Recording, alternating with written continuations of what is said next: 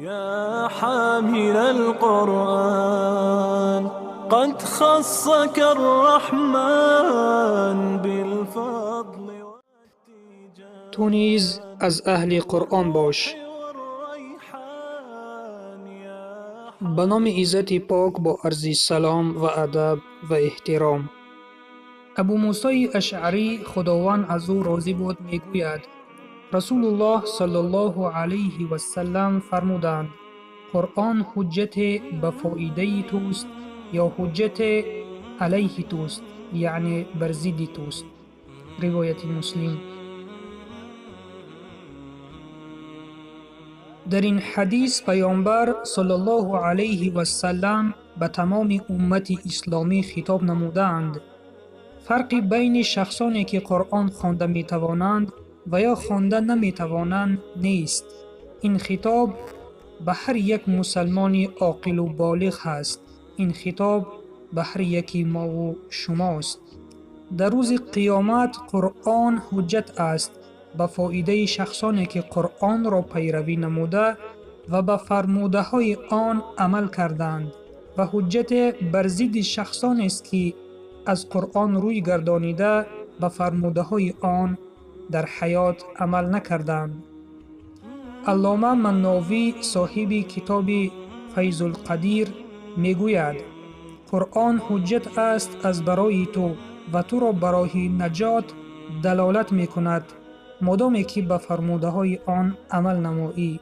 اگر در حالتی که به فرموده های آن عمل ننمودی این دلالت بر آن می کند که قرآن بر ضد تو هست و عاقبت تو بد است. آیا شخصانی که قرآن خوانده نمی توانند آنها از اهل قرآن حسابیده می شوند؟ در این مسئله انسان ها به دو گروه تقسیم می شوند. گروه یکم شخصانی که قرآن خوانده نمی توانند ولی دلالت به قرآن خوانی می کنند. فرزندهای خود را قرآن می آموزانند. اهل قرآن را دوست داشته و به فرموده های قرآن عملی کرده و محبت بر آن را دارند. چون این شخصان از جمله اهل قرآن حسابیده شده قرآن در روز قیامت به فایده آنها حجت می باشد. و گروه دوم این شخصانی که قرآن را خوانده نمی توانند باز علاوه بر این قرآن را مسخره کرده قرآن خوانها را تحقیر می کنند. فرموده های قرآن را عمل نمی کنند. پیش راه اهل قرآن را می گیرند. قرآن بر ضد چنین شخصان حجت می شود و بدانید که قرآن بر ضد کسی حجت شود او هلاک خواهد گشت. ابو موسی اشعری خداوند از او راضی بود که راوی این حدیث هست وقتی که امیر بصره بودند تمام قاری های بصره را جمع نمودند که عددشان به 300 نفر می رسید. اشاره بر این حدیث کرده به آنها گفتند که قرآن برای شما اجر و یا گناه است. در دوام خطبه به آنها گفتند که قرآن را پیروی کنید، حلالش را حلال و حرامش را حرام شمارید. قرآن مانند نور است و آن را به پیش خود گذارید تا که از نور او استفاده برده آن را تابع باشید و از قفای آن بروید. نشود که قرآن شما را پیروی کند، یعنی روز قیامت از قفای شما آمده حق خودش را از شما طلب کند.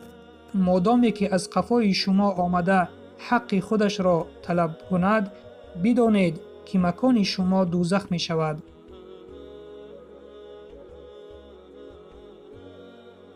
بله برادر و خواهر عزیزم، حق قرآن را به جای آوریم، آن را بخوانیم و اهل قرآن را دوست بداریم و آن عمل کنیم و با دیگران بیاموزیم و قرآن را دستور عملی زندگی خود قرار بدهیم تا قرآن در روز قیامت حجت به فایده ما باشد نه حجت بر ضرر ما.